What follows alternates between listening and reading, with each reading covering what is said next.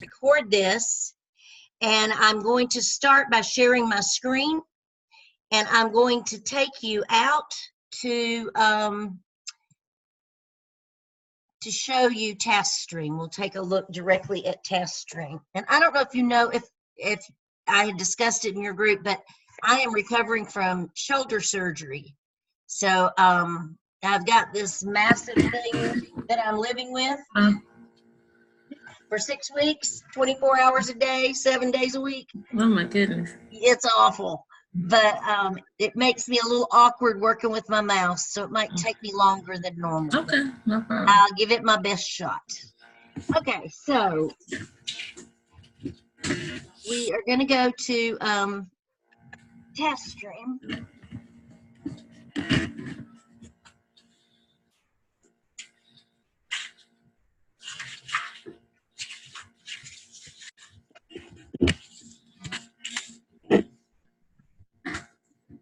All right.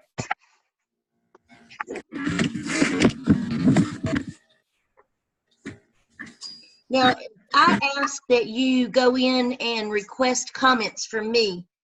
When I did, I didn't see your name. Exactly, on your competency folio, so that I can go in and look at it. But if you did that, you notice that I'm not there yet. And that's because Gardner Webb hasn't loaded everything yet. So in a week or so, we'll try it again. But unless you ask me or invite me to review it and make comments, I can't see it. It won't allow me to see it. Okay, so let's see. I'm going to try and show you a folio from, see if this one's done correctly. Okay, so what happens is at the end of 601, did you have Hamilton or Stedman? Stedman. Dr. Stedman went through your competency folio, and he probably made comments. And some of his comments may have said like this: I don't see any of yours labeled as digital learning competencies. You'll want to add that. All right, what happened at the end of 601? Everybody was just so thrilled to be done with 601 that they may have read comments but didn't realize that, oh, that means I've got to go back and fix that at some point.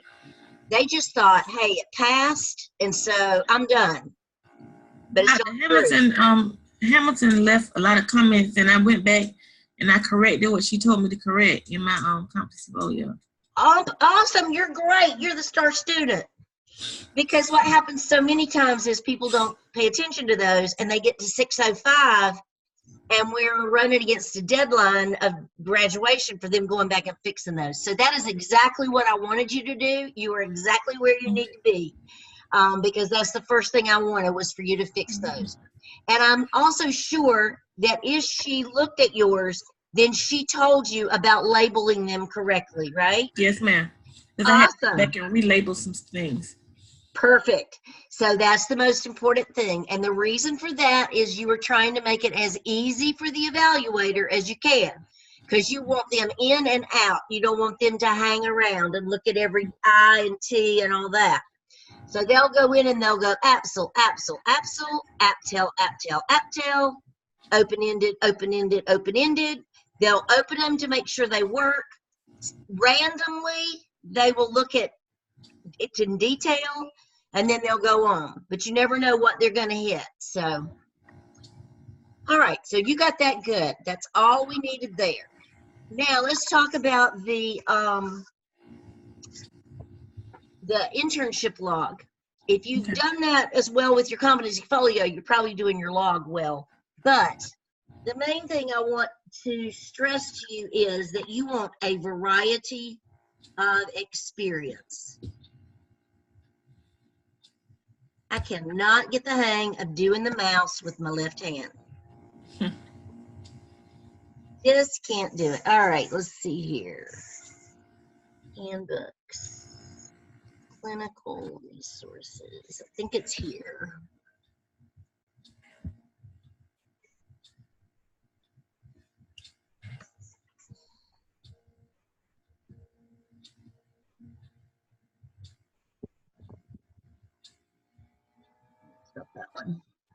This one.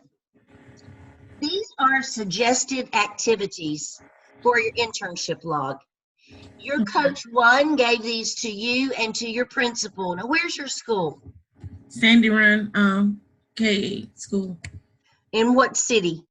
It's in it's located in Swansea, South Carolina, but it's in Calhoun County School District. Did I come and visit you? No, ma'am. Mark Roberts, maybe? Yes, sir. Yes, ma'am. You must be up near Columbia. Yes, ma'am. Okay, because I do all the people that are south of Columbia. I Okay. visit them. So anyway, he went over this with you and gave this to you and your site mentor, or should have. This is Yes, ma'am. suggested activities. These are not required. It's not a checklist. But And what we just I just emailed you my internship log from last time. oh, did you? Yes, ma'am. Wonderful, wonderful. I'll look over that because we just want to make sure you have a variety of experience. That's it. Okay. All right. Gosh, so far you're my best student. This is awesome. All right, so let's go to our place now. This will be the 603 Blackboard shell.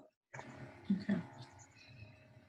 So you're doing so well on the other things. Let me just start by asking you, do you want me to go over the OMA? Do you have questions about it? Well, I'm using the example as a guide I'm working on gathering information now. Great. For that, it requires so much. Yeah. In task 1, but what I was unclear about is, I know with the APSL and the APTEL, like the APSL, I identified a need, and I did an action plan, and kind of sort of the same thing for the APSL. What is it? I mean, for the OMA, exactly what is it I'm trying to do? And number 3 is when you're going to analyze your master schedule. Okay. And in number 3, you're going to identify a need, and you're going to offer an alternate master schedule. Okay. That comes in 3. And but in 1, and I think the best thing for us to do is let's look at this outline that we that the professors created, and Dr. Roberts posted it. Number 1 is your contextual analysis. You are looking at your school in terms of what's in your school, what's your school compared to your system, the state, and then the nation. So, for example, your school's a K-8 school. Yes, ma'am. How many K-8 schools are in your district? 2. Okay, so it is 1 of 2 K-8 schools in our district. Okay. Are there any other elementary schools? In my district, no. Okay, so you can say in that paragraph something to the effect that the size of your district or whatever, and so rather than the usual configuration of elementary, middle, and high school, our district chooses a model of a K-8 and a 9 through 12. We are 1 of 2 K-8 schools. We are the smallest, we are the largest, we are about the same size as. We have a more diversified population, we have a less diversified population, or we're about the same. So you're looking at yourself compared to your system. Okay. So what we did in our other class when we started talking about the OMA, I had them just tell me, okay, if I walked into your school, what would I see? So they started explaining things like, well, you'd walk into an office, you might see the principal, the secretary, you know, we have 2 assistant principals. You'd walk on down the hall, you would see that the halls are arranged by grade level. You would see the gym, you would see 1 music room, an art room. We have a teacher for each of those. You might see the nurse. We have a nurse. That's what you're doing in one. Okay. You are looking at your school and describing your school. Is it an open corridor school? Is it a closed school? Do you have mobile units? How many students was that building built for? For example, in the school that I was the principal in last, it was built to house 400 students, but by the time they finished the building, I had 600 students. Mm-hmm. So we opened beyond capacity. So that type of thing is what we're looking for in OMA 1. You want to look at the demographic information, and if you've done this in the APSL or the APTEL and you have it handy, you can pull that information from other places that if you've already gathered it. Okay. So you're talking about your different populations, what percentage. You can use graphs if you want to. You can use a table, or you can just use the facts. Then you look at your staff. What is the percentage of your staff? The minority, the white population. What's your staff? What's the gender? What's the race? Where do they come from? Then look at your staff as far as their credentials. Do they all have an active teaching license, or do you have some that are on a probationary license? Okay. Do you have some with master's degrees? How many do you have that are working on a doctorate or have a doctorate? Do you have national board certified or special degrees? Do you have people that have a specialty license, like the gifted, EC, that type of thing? And then you're comparing those things again to the national average is, out of 50 teachers that you would have 25 with a bachelor's, but we have 25% with a bachelor's, but we have 100%, something like that. Then you talk about your structure and your procedures and your rules. So you start again with your school. So how big is your school? How is your school run? Who does discipline? Who does buses? How many buses do you have? Do you have a majority of car riders? Do you have children that walk home? How do they get there? How do they leave there? Once they get there, are they behind locked doors? Or do you have areas where they have to move between buildings that are open? What else? Let's see. In your structure, do you use PBIS for discipline? What discipline program do you use? Is it a universal program? Do you have other incentives? Do you have a school-wide program to encourage attendance? Any types of things that your school does, participates in, or whatever, clubs, that sort of thing. And then the same thing with your staff. Do you have after-school book studies? Do you have common planning time? Do they plan vertically, or do they just plan like by grade level? And then the budgeting process. And this is what usually messes people up, because we don't want to know what your budget is, but we want to know how your budget is determined. So for example, the participation of school personnel. Is there a participation of school personnel? Or does your principal just say, okay, we're spending X number of dollars on staff, we're spending this much on supplies, and this much on special programs, and this much on technology? Or does he send out a flyer or a survey and say, list everything you need for next year? And then does he go in his office and figure out what he's going to give to you, and what he's going to give to you, and what he's going to give to you? Or do you put in requests to the school improvement team? And does the school improvement team then say, we need X number of dollars for, improved capital outlay?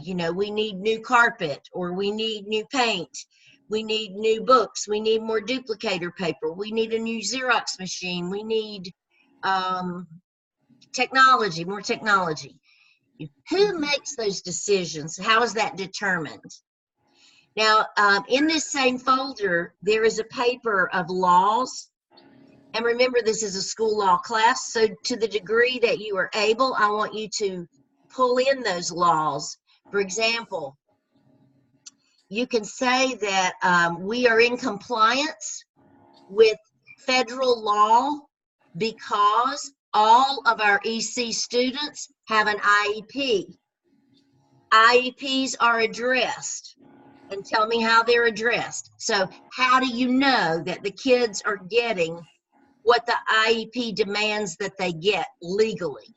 That's the number of minutes with a teacher, the number of minutes with a resource teacher. Are they having the proper number of time with their like peers? Or are they with exceptional children all day? And what does their IEP call for? Okay. Okay, so that's all of one. So you're looking at how it is, the budget, and how it should be. I didn't see. Where is this this, what is it? The OOMA. What am I looking at now? All right, let's look. I'm gonna show you.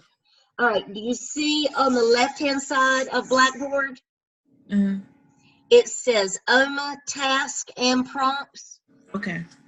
This whole folder is just things that help you with the OMA. Okay. Now I'm going to go to Zoom week 1. Okay. And these same things are in Zoom week 1. Okay. Here is the outline by Dr. Robertson. There's your template. Here's the legal requirements. Wait a minute. Legal requirements for planning and instructional time. Okay. That sheet has a lot of the laws in it, but remember, these are North Carolina laws. Okay. That's not the right one. Here you go. See all of these laws. It tells you how many calendar days students have to be in school. All of this. These are things you need to check and see if you can include them in the OMA. Okay. You might have a year-round calendar. You might have a 10-month calendar. Who determines your calendar? You can talk about that. The OMA can be 155 pages, or it can be 25. Okay. However much it takes you to give your reader a good feel and picture of the organization that you work for. Okay. Okay? Okay. The easy thing about the OMA is you're not waiting on a survey result to come back. You're not waiting on a team that you have to meet with. Okay. You're just getting somebody to give you this data as far as, and you should be able to find it like on, I think y'all have something similar to a school report card or something. Yes, ma'am. You should be able to get that and just take your data from that. Like how many teachers have a master's? How many how many years of experience do they have? And all of that. And then sit down. It's like writing a research paper. Okay. All right. So it's quite different from the APSL and the APTEL. Okay. And this is 1 and 2. And then we'll get into 3 and 4 because 3 and 4 are totally different from 1 and 2. Okay. And that's the difference in the OMA and the 2 that you've done before. Okay. The others sort of built, you know, each step on each other. This is looking at organization and management. So that starts out in 1, looking at the whole organization, how it's built, how it's created, how it functions. Then it breaks it down to 2, which looks at more details, like specifically how is it and compared to laws and that sort of thing and how it's supposed to be. Looks at it a little more detailed and critically. And then 3 will look at a different phase of it. Okay. So don't forget over here where you've got the, you've got these different things here, but then you've also got them under Zoom 1, and Zoom 1 has a little bit more, like this has just random thoughts from Dr. Z. And that's not it. Okay, so these are my random thoughts that you might want to include. So I think of it as, okay, you're giving like your school profile. You can talk about your vision, your mission. You can talk about your leadership team. Who's your leadership team? Do you have one assistant, two assistants?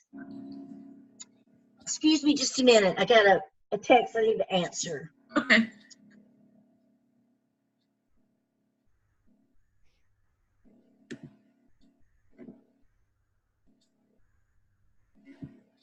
All right. My husband's not only having to do my hair, my laundry, our food, but he's having to do all the shopping too. The questions the man comes up with at the grocery store, I could do him a picture list, and so I sent him after an extra large t-shirt. Mm-hmm. Response to me is, they only have one extra large. Do you want me to get it? Okay. Let me answer this.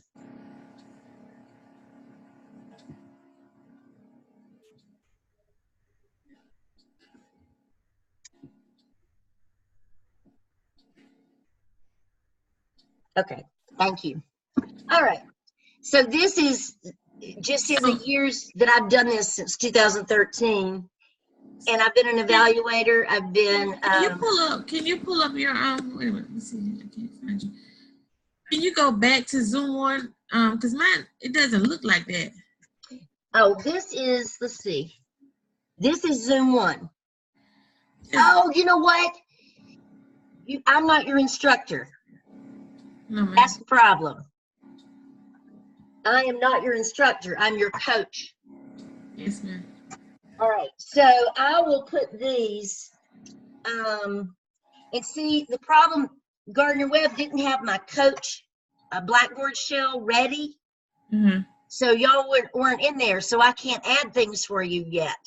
So let me send you this by email.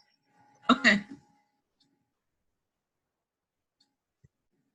I'll send you some of these extra ones. Okay. But this one that's just my random thoughts. Okay. It's just some things that you might, so like I've got leadership, I've got the staff, the demographics, the experience degrees, students, demographics, grade configuration, exceptionalities, the operations. That means, do you have custodians? How many? How does that work? Do some of them work at night? Some of them work at the day? Do you have a cafeteria? Who runs the cafeteria? How does your building operate? Who takes care of your maintenance? If you have a toilet that breaks in the day, who takes care of that? Okay. And then I put, this is a good resource to use so you could include the context of the law. And these are all the things that other handout had that I'm copied for you here. Okay. So I'll send this to you. Okay. Thank you. Okay. All right. What questions do you have? It's starting to become clear now. Okay, good. Be doing. Good. All right, now let me stress the other thing to you is that, you're working with both me and Dr. Whitaker, and we're both working with you in your class and everything else. But I am your coach. Okay. So I'm mainly concerned about you and your artifacts, your competency folio, and your internship log. I'm responsible for those things for you. Okay. She's responsible for your assignments. She will check your discussion boards, your case study things. She'll check that. But and she will also check your artifacts. But if you're working on the OMA and you have questions, you don't hesitate to call me, text me. If tomorrow afternoon you're working on something and you've got a question, you send me a text and say, do you have a minute? I need to talk through something. Okay. And as soon as I can, I'll call you. Or you can say, I just emailed something for your review when you have a chance. Okay. As soon as I get away from what I'm doing, I'll look at it and send it back to you. Okay. Because the last thing I want is for you to have some free time when you want to work on your artifacts and then you get stuck and you can't move beyond that. Okay. If you lose that time. So you have my telephone number. Feel free to text. Like if you send me an email and I don't respond, send me a text to tell me you sent me an email. What's your number? Where is it? 704 Mm-hmm. 773 Okay. 3693. Thank you. You're welcome. All right, so this is going to make a lot of sense to you for about the next hour and a half. And then when you start working on it again, you're going to go, wait a minute, what did she say about this or that? So just send me a message. Okay. And if you want to Zoom again, we can Zoom anytime you want to. Okay. It helps to look at things. But the main thing with the OMA is just get started. Once you get started writing, it usually just falls right out. But you need to gather all your data first. Okay. Okay? All right. It's more like writing a term paper than anything you've done before. Okay. All right? Okay. Okay. Well, I've enjoyed meeting with you. Same here. All right. And if you have any questions, like I say, don't hesitate to contact me. Okay. I want this to be a good experience for you. The OMA especially is important to me because as a classroom teacher, you don't get any experience with what's in the OMA. So are you still in the classroom? I'm math interventionist. Okay, great. So you know, you get a little more experience than a classroom teacher would, but still, as far as the operations and the management of the school, you're very limited. Yes, And ma'am. so all of this is new. So you may want to interview your custodian. They can tell you a lot about how your school works. Interview an assistant principal, talk to the cafeteria manager. If your principal's okay with it, interview your financial secretary. Okay. That would be good too. So, and then just get started. Okay. All right. All right. Okay. Well, good luck to you. Thank you. All right. Let me know if you need any help, and you have a good rest of your weekend. You too. All right. Bye-bye. Bye.